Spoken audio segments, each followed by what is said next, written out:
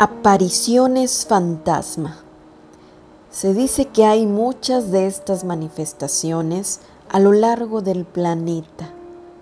Para bien o para mal, hay quienes dicen que hay muchas almas que aún no descansan, que siguen en este plano para terminar una situación pendiente, para despedirse, para ayudar a sus seres amados o incluso para hacer justicia. Buenas y lectoras noches. Lectores trotamundos, bienvenidos a un video más de su sección Herencia Ancestral, leyendas, mitos y relatos paranormales.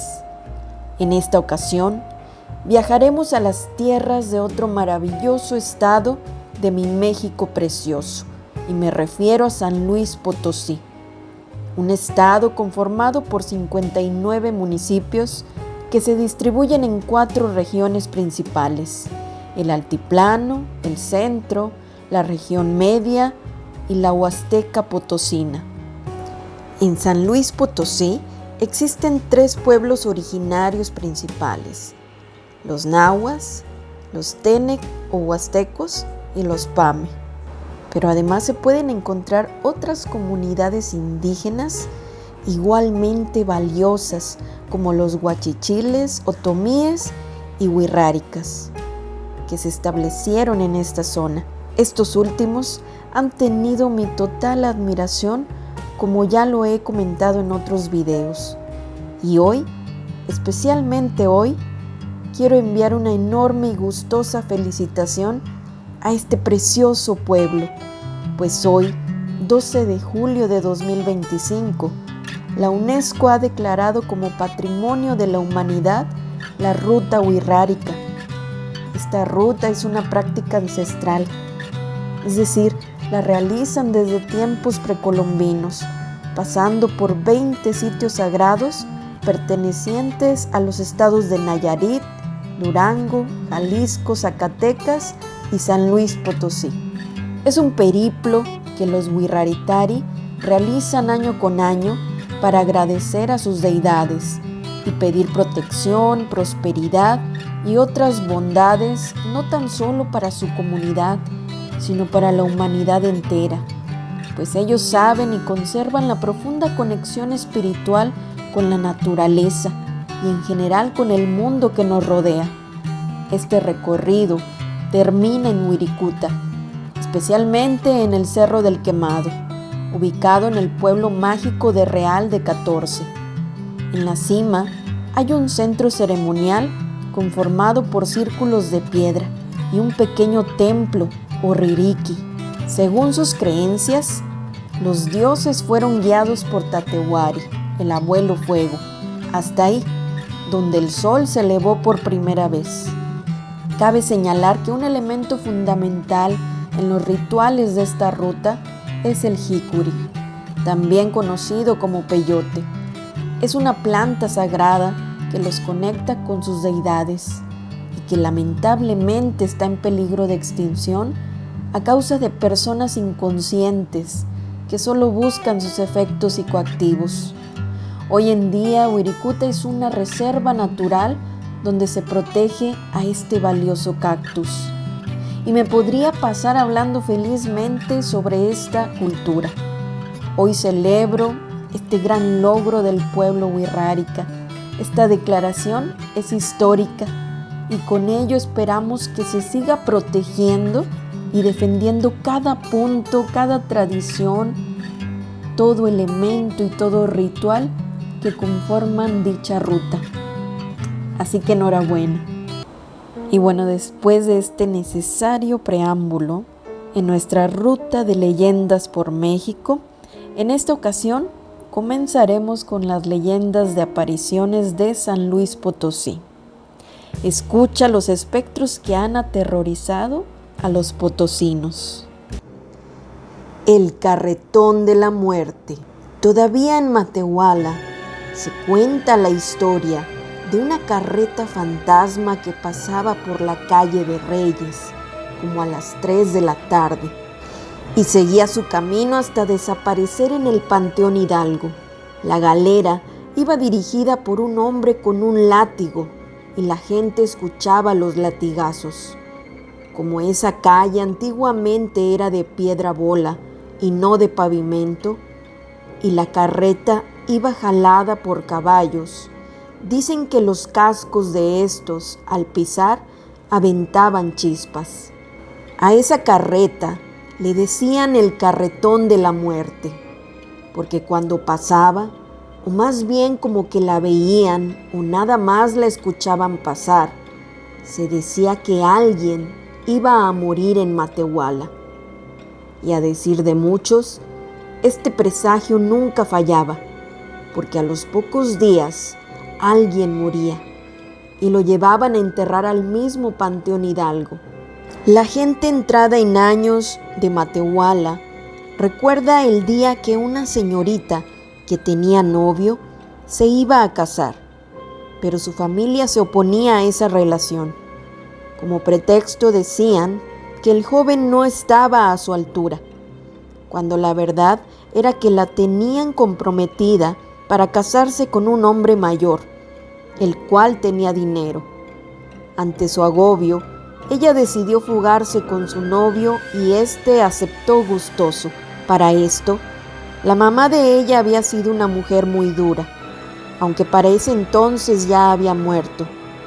Los novios subieron a una vieja carreta que apareció de la nada, pero como tenían prisa, no se detuvieron a pensar de dónde provenía. Dicen que la señorita se sentó en la parte de los pasajeros, donde estaba una mujer, y el muchacho con el cochero. En ese momento el cochero le preguntó al joven: ¿a dónde vamos? Y el muchacho le dijo: síguele, yo te voy diciendo a dónde. Sin embargo, la mujer que iba sentada a un lado de la señorita fue la que le indicó al cochero que se dirigiera primero hacia el panteón. Al llegar a este lugar, la mujer se esfumó de la carreta, y cuando la señorita se percató de esto, aquella ya estaba en el umbral del cementerio. La joven oyó una voz de ultratumba que le dijo: tú no te vas a casar nunca. El muchacho del susto corrió y nunca lo volvieron a ver. En cuanto a la joven, se dice que nunca se casó. La conceja cree que la misteriosa mujer de la carreta era la madre difunta de la señorita, aunque no saben la razón por la que le espantó a su joven enamorado. ¿Y ustedes qué creen, lectores trotamundos? ¿Quién sería esa misteriosa mujer? ¿Una aparición de ultratumba, como lo indica la leyenda? No lo sabemos. Lo que sí podemos afirmar es que la leyenda del carretón o la carreta de la muerte ha sido muy comentada a lo largo de varios estados de la República Mexicana. Y San Luis Potosí no es la excepción. Continuemos. El Callejón de las Manitas. Allá por el año de 1780, llegó a la ciudad de San Luis Potosí un sacerdote que, tal vez enterado de lo benigno del clima, de la bondad de la gente, del auge de sus minas y de tanto y tanto que se decía de ahí, porque esa tierra, desde su fundación, cuando Fray Diego de la Magdalena la bautizó con el nombre de San Luis, en memoria de su muy amado rey de Francia, el cual gozaba de buena fama y señalado prestigio, fue atraído por esas circunstancias y llegó para radicarse ahí. Al clérigo le fue fácil encontrar colocación como maestro en uno de los mejores colegios de aquel entonces, y aunque se le proporcionaba una manera digna de vivir allí mismo, decidió alquilar una casa en uno de los barrios más desolados del lugar, que recibía el nombre de Alfalfa. Un buen día dejó el colegio para salir con rumbo desconocido. A su regreso fue cruelmente asesinado. Se dice que por sus acompañantes, 2 mozos que él mismo había invitado a su recorrido. Esto sucedió de la siguiente manera, aunque podríamos contar 3 o 4 formas de cómo ocurrieron los hechos. El sacerdote hizo su recorrido por los pueblos cercanos. Reunió algo de dinero que traía consigo siempre, destinando una parte para comprarse algunas cosas que necesitaba y la otra a socorrer a los pobres más indigentes. Casi todos sus honorarios los gastaba en ellos. Después de su arribo a la ciudad, se dirigió a su casa situada en el antiguo callejón de Alfalfa. Una vez instalado ahí, dejó que sus ayudantes cumplieran con su obligación: desencillar los caballos, desaparejar las mulas y llevar a los animales al pesebre. Los 2 mozalbetes ejecutaron sus labores con toda calma y después fueron a tomar sus alimentos. Mientras tanto, el sacerdote, que ya estaba muy cansado, prefirió ir directamente a la cama, no sin antes rezar sus oraciones. Entrada la noche se encendieron los faroles de las calles y como los mozos sintieron miedo de irse, decidieron regresar a la casa. Cuando llegaron, vieron al padre tendido en medio del cuarto, bañado en sangre. Salieron pidiendo ayuda. Mucha gente acudió y algunos dieron parte a las autoridades. El esclarecimiento del crimen fue más complicado de lo que se creía, pues los mozos solo habían estado unos minutos afuera y por más que buscaron, no hallaban nada alrededor de la casa. Incluso los acompañantes del padre se ofrecieron a buscar, pero no tuvieron éxito.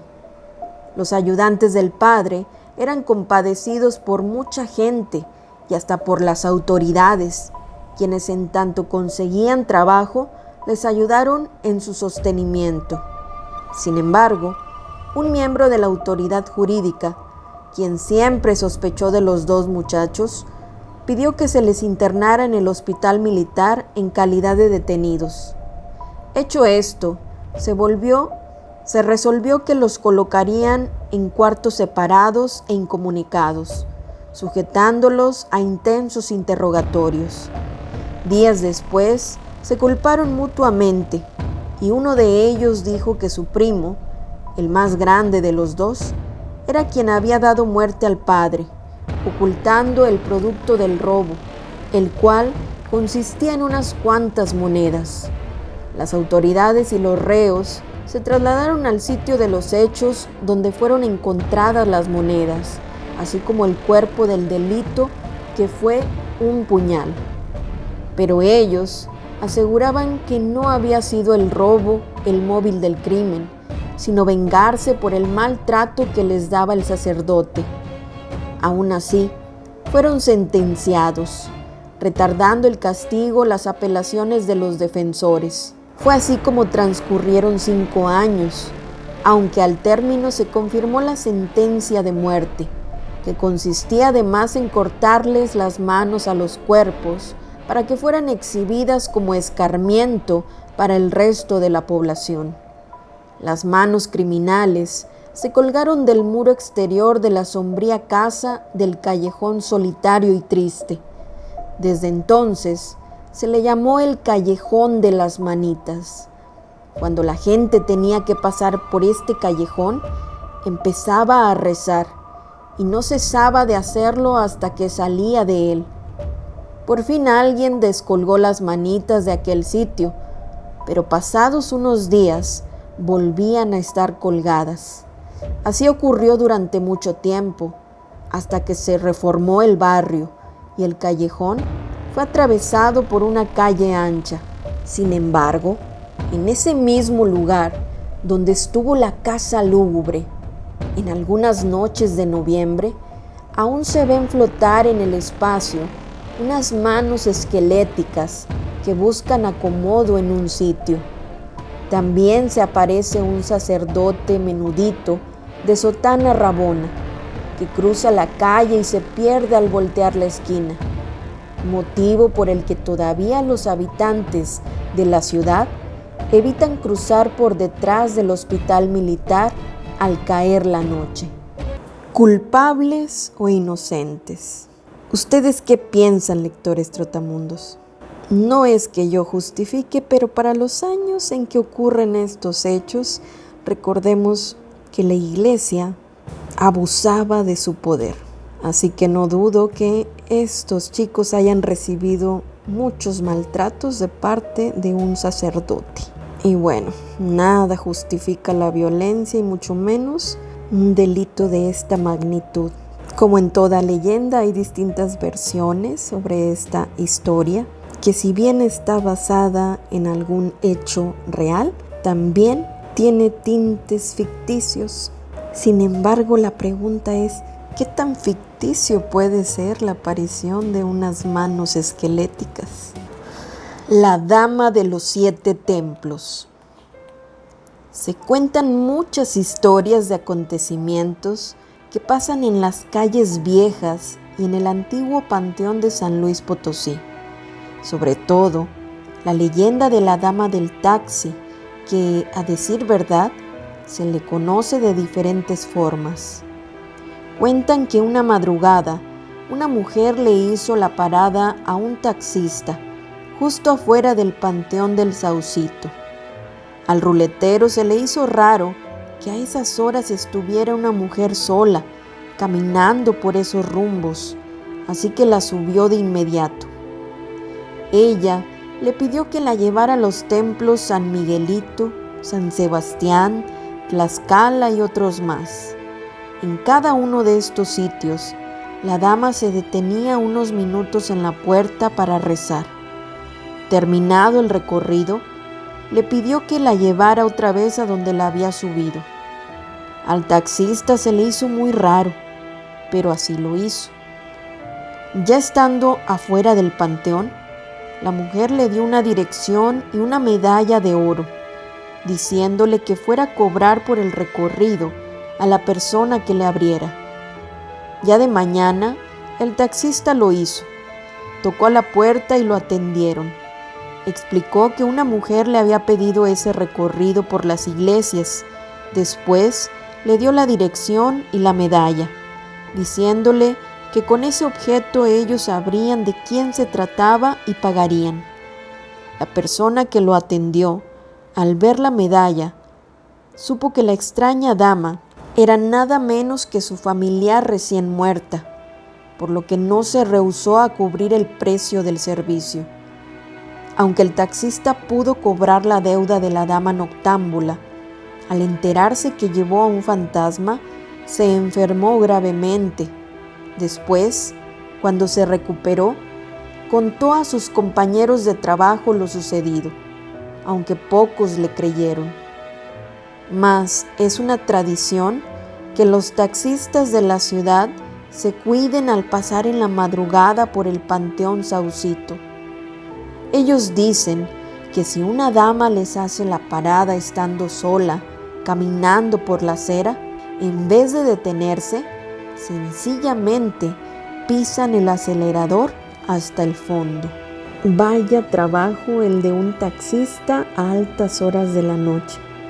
¿Ustedes le darían un aventón a una mujer misteriosa y solitaria que camina a altas horas de la noche? Lectores trotamundos, gracias por escucharme. ¿Qué opinas de estas apariciones?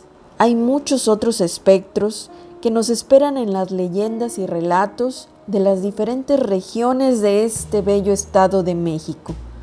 Estoy segura de que ya conoces algunos de ellos. Espero que te animes a dejar comentarios sobre estos en el video. Por ahora me despido y nos vemos en la próxima con más leyendas de San Luis Potosí. Si les gustó el video, denle like, comenten, compartan y suscríbanse a mi canal. Yo soy Carla Quintero, la lectora Trotamundos. Que tengas una larga vida y una gran historia.